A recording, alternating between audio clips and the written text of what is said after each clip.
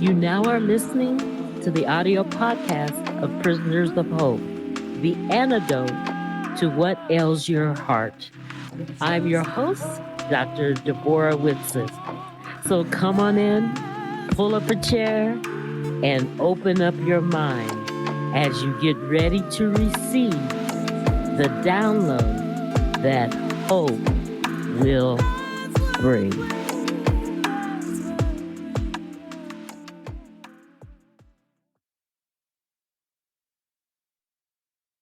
Hi, hey, it is Dr. D, and welcome to this episode of Prisoners of Hope. And today we're going to give you stories. I have a series starting. If you listen to the podcast, the first part of the series was the man behind the music, and he talked about, how he came about being a musical genius. And I'm going to continue the stories. I want to bring you pathway stories because I told you that God, for his namesake, will not let your feet slumber because he doesn't slumber. So we all have stories, and miracles are not just the parting of the Red Sea. We have parting of the Red Sea every day. The beautiful sunset, the beautiful mountains, the fact we can hear and walk and see. Hey, we've got miracles every day. So today I'm interviewing a real good friend of mine. We've known each other about 20 years, Deborah? Maybe longer.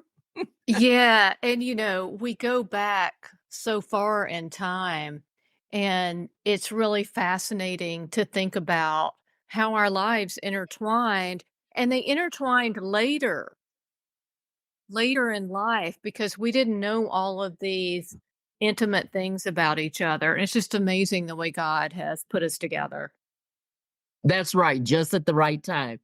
And the person I'm interviewing, her name is Dr. Deborah Brazeal. And could you tell us a little bit about your background, where you were raised, your family? Absolutely. So I'm from Tuscaloosa, Alabama. I'm from the I'm from the very deep South. Roll Tide, by the way. And I am a preacher's kid. Oh, So my dad was a Southern Baptist preacher. My mother was a professor at Alabama in foods and nutrition back in the 50s. And so they didn't have me until later in life. In fact, my mom was 40 and my dad was 50. And that wow. was very unusual at that time. And my brother's only 2 years older, so it wasn't a big surprise. And it was, Alabama was just a great place to grow up. I was kind of a tom girl and I loved adventures and I loved, climbing trees and playing with the boys and swinging on vines and that sort of thing. Um, but I will say that it wasn't all perfect. I had a lot of allergies and they actually turned out to be life threatening. Wow. And um, my dear sweet mom, who had by this time retired before my brother and I were born, would have to go to school and get the lesson plans and teach me at home, or I would have been held back. Mm-mm. And that is, I think, as I look back on it, during those times when I was lying in bed and sick again, you know, with 104 fever or something ridiculous like that. Um, I really think that Jesus came, and I had sort of this very intimate personal relationship with Jesus starting when I was young, very young. And, all of this was happening, before I was 5. And then the allergies continued into my elementary school years. And then I eventually I outgrew them. But I would go into our church and there was this huge stained glass picture of Jesus. And I felt like I had to go see him every Sunday. And my dad at this time, he didn't have a church. He was older. So we just went to the First Baptist Church, of course, and downtown Tuscaloosa. And that was my parents always knew that I had to go in the back of the church so I could see Jesus on my way in. You know, Uh, Deborah, something that's very interesting, and I've noticed a common thread behind these pathway stories is that God slows us down so he can talk to us. There's a time Amen. when we have a downtime. We might be sick. You were young. Mhm. Yours was very young. You got that foundation young, but some of us get it older where there was COVID. You guys know what I'm talking about. You're shaking your head, right? Yeah, everybody stopped there out there because COVID slowed everybody's butt down. And they begin to readjust what was important. So your slow down time was at a very young age. That's a blessing. It was, and I never knew it at the time, and it taught me discipline, because with my allergies, there were certain foods I couldn't eat, like chocolate, peanut butter, I mean, Deborah, I would go to, birthday parties, and, of course, it's chocolate cake, it's ice cream, I can't eat Right. anything, right? And I'm just dying, and fortunately, I didn't rebound and just go crazy with it. Oh, I have to say I do have chocolate every day, but, um, yeah, those are the foods I love. Every day, I think you did read Pretty much 100%, yeah. And, so but it taught me that, I can't always get what I want, I Mm. suppose. Wow. So, Deborah, I had like this great foundation, and then, um, my dad understood grace. And I think that's so rare, particularly for a Southern Baptist. He was not a Mhm. hellfire and brimstone. Mhm. He let us do some things which I think parents wouldn't let their kids do. Like we went to see Kiss and Alice Cooper and these crazy rock groups when we were teenagers. And I don't know how my dad trusted us to go. Um, Wow. I mean, truly, but he he kind of gave us a rope, a little bit of a leash. And Mhm. I really think that that is why I didn't rebel in extraordinary fashion. Awesome. Because he gave me some autonomy and freedom. But I also have to say that dad had a shotgun. And yeah, Well, listen, and hey, Deborah, my father used to clean his guns while he talking about date. exactly, yeah, yeah, so, it was not, I mean, it did happen on a couple occasions, I won't go into great detail about it, but, a boyfriend saw my dad's shotgun, yeah, like, in the car, he kinda drove up and had a little conversation with him, and he looked in the car, and there was dad's shotgun right beside him, yeah, yeah. That's the Southern way, and it's funny because the point came across and dad didn't really have to say anything. Yeah. Oh, yeah. My father didn't say nothing. He just cleaned the gun. Right, And right. and every now and then he would look up, say, "What time you gonna bring me back?" Yeah. That's my daughter you're dealing with, yeah, I love it, I love it. Wow, that's interesting. So you went on and you graduated, that didn't hold you back, Yeah, and you yeah. got an advanced degree. Can you tell us about that process? Oh, wow.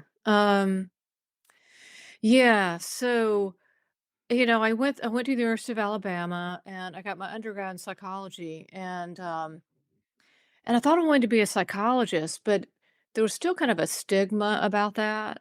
Mhm, And I ended up going to the business school and getting my PhD there, but eh, really specializing in org behavior, motivation, team building, leadership, and then entrepreneurship and creativity.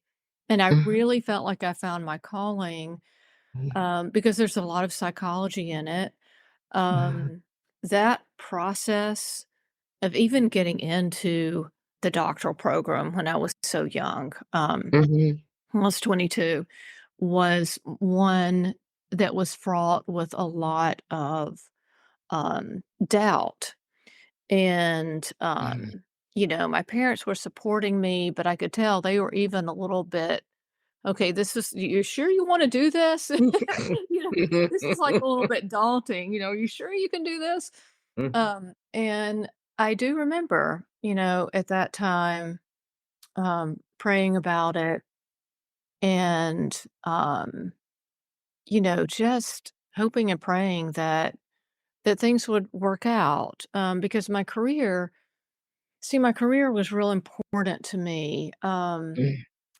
Growing up in the South, I just saw that, some women didn't fully develop their potential. Okay. Right. And I'll just say it. I didn't want to be reliant on a man for money. Mhm. And so I knew that I had to get an advanced degree. I had to do something where I could make a good living. Mhm. And so this was really important. And then getting the doctorate was, it's really difficult. The program was such that the professors figured that it was like boot camp. And, Oh, yeah. Oh, and yeah. I mean, you went Uh, through this too. yeah, how many people can I flunk? Yeah. Oh, yeah. Yeah, that they would literally like, intimidate you and Mhm. not yell at you, but, almost to Mhm. the point where you're beginning to doubt yourself. And so, Yeah. I wouldn't have made it without Jesus, and I wouldn't have made it without my parents either, frankly, because they uplifted me. And I'm really glad that I stuck with U of A, that I Mhm. didn't leave town because I desperately wanted to get my Oh, doctorate yeah. somewhere else. It's like, Oh, yeah. let's get out of this place. It was Uh, my first semester, I wanted to leave. exactly. Yeah. Crazy. Yeah. Yeah, It and you was you know, crazy. you said that you had doubt. Can you talk about that process a little more? Because I know a lot of people we're praying, we're waiting for something, but we tend to have situational amnesia. By the way, that's the Hmm. episode. Listen to it. Yeah, you Uh, should go into situational detail on that. amnesia. Yeah, we forget. Yeah. So, could you talk a little bit about that process of Oh doubt and how gosh. you got through it in graduate school? In grad school. So, I think I've like suppressed a lot of it. Yes. I know I really do because it was Horrific. it was like Mm. like I said, it was like boot camp. It was also a very worrisome time. I felt like I was sort of like my professor saw me at my worst, my most Mhm. I was easy to get down on myself. And to can I do this? Can I make this? And I was getting A's and I was having doubts, right? Am I Mhm. actually going to make it through? Am I going to be able to study for my comps and pass my comps and write a dissertation? And I just felt like, maybe I'm not enough. Maybe I can't do this. Maybe I'm not smart enough. And the problem with it, as you know, is that if you were to get kicked out or quit, you have nothing. You have nothing. You Yeah. don't have a master's degree. You have absolutely nothing. And so the heat was really on. And I know I would have um, like times where I would just lose it. Like Oh, yeah. like lose it, and go home and just, be completely enraged. And I had a little bit of a temper, can we say? Just a little. Um, yeah. And then I was very emotional. Mhm. And not that I'm not now, we all have emotions we have to contend with, but it's just part of being human. Um, Mhm. but I felt so up and down. And then I'd have to go to God. And then I was really into cycling and running, and honestly, I don't think I would have made it through without that either. I could escape, and you know about running, girl. Yeah, because Uh, we were both runners, yeah. both runners, and that's why my knees are in the shape they're in, Oh, yeah, with the yeah. stress. You're just a couple years behind me. Yeah, that's right, with the running and the cycling. Uh-huh. And so between all of that and, God gave me great parents, Yeah. and ones that were always there. I could always talk to my mom and tell her everything terrible that was going on, and she always took my side and always thought, I could murder somebody and my mom would take it from me. Well, that's okay, darling. Right. You they had it coming, didn't they? Yeah. And by the way, I have to say this before this morning, as I was getting my tea, um, a hummingbird came right outside the window and up to my face, and I couldn't miss Wow. it. And that is my mom's favorite. And before she passed, I saw a hummingbird and I Oh, knew that her death was imminent. So she's here. So she's here. she's She's here. here. And yeah, and I just, I feel like in some ways I'm, living out that her legacy, right? And You know so, what I call it? I call it kisses from God. The little thing my mother oh, I call it God kisses from God. that's beautiful. Because my mother liked butterflies, and just Yeah. when I'm at my weakest point and Hmm. I have, like, a sanctuary, like, in the summer, I have all these flowers, and I go sit on the porch, and here comes this big monarch butterfly, Oh, and yeah. he went right in front of my face, like, "You are coming." Yes. Yes. I was like, "You're gonna pay attention to this. I That's love you. right. Here's a kiss from me." So So that's my sign. So my sign is the butterfly. oh, And wow. yeah, my sign is a butterfly. My mom's sign um, is the hummingbird. And um, the butterflies have played such an amazing role. Sounds really bizarre, but this bright yellow butterfly, um, yellow all over. We would see them, my mom and I, in Alabama when it was about to turn into fall, those sultry days of Wow, August. Yeah, wow. and it was a harbinger of Hmm. change. Wow. So when I see the yellow butterfly, that means change. I hate change, by the way. And No, and the monarch nobody likes butterfly. change but a wet baby until I had a Ah, baby and he didn't want to be changed either. He didn't want to be changed. I love it. I love it. And then the monarch butterfly was the butterfly of freedom, Oh, man. change, and freedom. And those were sort of my God signs. Um, Wow. yeah. Deborah, we've known each other for years, and see, I didn't know that butterfly because that's my mother's. You see how God has weaved us together? Isn't that I amazing? isn't this amazing? We're just discovering this right Mhm. now because we went south to Cabo San Lucas, and there's some time of the year, I think it's like summertime, late summer, the Uh-huh. butterflies migrate. They That's migrate. right. That's And my right. mother was standing up on a cliff and like she kind of fell, and the cab driver was like, "Senorita, come down, come down." These butterflies. Oh She man, I was didn't know that about surrounded. you. Yeah, yeah. Well, Wonder if coincidences are actually miracles. mm, yeah, I see this. I see signs around all the time and, in songs and clouds and, Mhm. other animals and, um, I mean, too many to enumerate really, but I just see it as God's sign language with me. And it's a Yeah. very personal language. I even so I'm a big fan of Stephen King, and Oh, okay. I see this is even nuttier still because, he's the king of the macabre, right? But, Macabre, yeah. I see signs when I read his book. Sometimes those characters speak to me, and there are great truths.